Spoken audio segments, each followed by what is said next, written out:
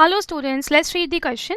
Identify the incorrect statement with respect to meiosis. meiosis के respect में incorrect statement को हमें सेलेक्ट करना है. ओके तो देखिए, अगर meiosis की बात करें तो जो meiosis है या कोई भी जो सेल डिवीजन होता है उसमें दो फेजेस होती हैं. एक होती है इंटरफेज और दूसरी कौन सी होती है, एम फेज.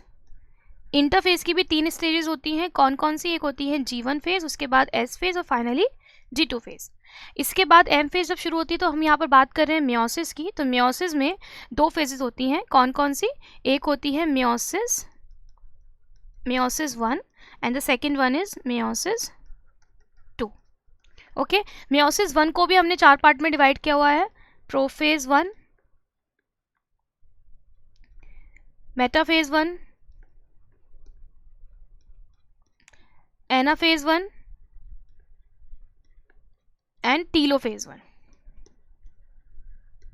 इस तरीके से अगर meiosis सेकेंड की बात करें तो सेम यहीं पर आ जाएगी. एक तो है prophase 1, prophase second, sorry, metaphase second, anaphase second and telophase second. और अगर इनके बीच की बात करें तो meiosis 1 और meiosis 2 के बीच में एक स्टेज आती है जिसको हम बोलते हैं इंटरकाइनेसिस. तो सीरीज कुछ इस तरीके से चलती है. सबसे पहले G1 फेज, उसके बाद G2, उसके बाद G1 के बाद S फेज, उसके बाद G2, उसके बाद prophase 1, metaphase 1, anaphase 1, telophase 1 and then interkinesis. उसके बाद prophase second, metaphase second, anaphase second and telophase second. तो इस तरीके से सेल साइकिल पूरी चलती है.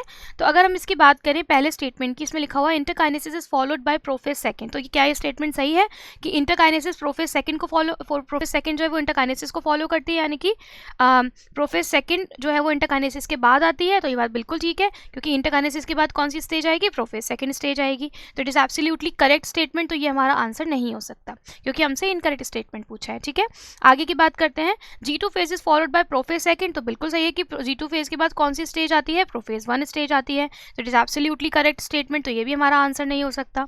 बात करते हैं थर्ड स्टेटमेंट की. During metaphase second, microtubules from opposite pole of the spindle get attached to the kinetochore of sister chromatid. तो देखिए, मेटाफेज सेकेंड के दौरान क्या होता है, अगर हम यहाँ बनाएं डायग्राम मेटाफेज सेकेंड का, तो हम जानते हैं कि जो मेटाफेज सेकेंड होती है उसमें जो होमोलोगस क्रोमोसोम तो हमारे एनाफेज 1 में ही सेपरेट हो गए होते हैं. तो मेटाफेज सेकेंड में जो क्रोमोसोम है जिनमें दो सिस्टर क्रोमैटिड्स होती हैं वो इस तरीके से इक्वेटर पे आके क्या हो जाते हैं, इकट्ठे हो जाते हैं, कलेक्ट हो जाते हैं या अलाइन हो जाते हैं. ठीक है, और जो यहाँ पर सेंट्रियोल है इससे क्या होता है, ये माइक्रोट्यूब्यूल्स या स्पिंडल फाइबर जो है वो यहाँ से इसके काइनेटोकोर से अटैच हो जाते हैं. ओके तो ये वाला जो स्टेटमेंट है इसमें क्या लिखा हुआ है कि मेटाफेज सेकेंड के दौरान microtubules from opposite pole of the spindle get attach to the kinetochore of sister chromatid. तो बिल्कुल ठीक है कि जो सेंट्रियोल के जो माइक्रोट्यूब्यूल्स के जो ऑपोजिट पोल पे स्पिंडल फाइबर्स होते हैं वो क्या अटैच हो जाते हैं, वो क्रोमोसोम्स के या सिस्टर क्रोमैटिड्स के जो काइनेटोकोर्स हैं, डिस्क लाइक स्ट्रक्चर्स हैं, उन पर क्या हो जाते हैं, अटैच हो जाते हैं. तो it is absolutely correct statement. ये भी हमारा आंसर नहीं हो सकता. तो अगर हम फोर्थ स्टेटमेंट देखें, anaphase 1 begins with the simultaneously splitting of the centromere of each chromosome. तो देखिए, एनाफेज 1 की अगर बात करें तो एनाफेज 1 में सिर्फ होमोलोगस क्रोमोसोम ही क्या होते हैं, सेपरेट होते हैं. ओके, होमोलोगस क्रोमोसोम यानी कि जो बाईवैलेंट है, जब पेयरिंग हुई थी इनकी होमोलोगस क्रोमोसोम्स की, तो बस एनाफेज 1 में बस यही सेपरेट होते हैं, सेंट्रोमियर स्प्लिट नहीं होता है. ओके तो सेंट्रोमियर स्प्लिट कहाँ होगा, सेंट्रोमियर जो है स्प्लिट होगा वो होगा हमारा एनाफेज सेकेंड में. तो ये वाला स्टेटमेंट ही क्या है, इनकरेक्ट है, क्योंकि इसमें लिखा हुआ है कि एनाफेज 1 जो है वो कब शुरू होती है, जब सेंट्रोमियर, हर क्रोमोसोम का सेंट्रोमियर बीच में से स्प्लिट होता है, जो कि ऐसा नहीं है, वो होता है एनाफेज सेकेंड में. तो ये वाला इनकरेक्ट स्टेटमेंट है और यही हमारा आंसर हो जाएगा. तो हमारा आंसर क्या हो जाएगा, आंसर शुड बी 4. अब अगर हमें इसका एनसीईआरटी रेफरेंस देखना है तो हमें कहाँ मिलेगा, ये मिलेगा हमें new NCERT of class 11th,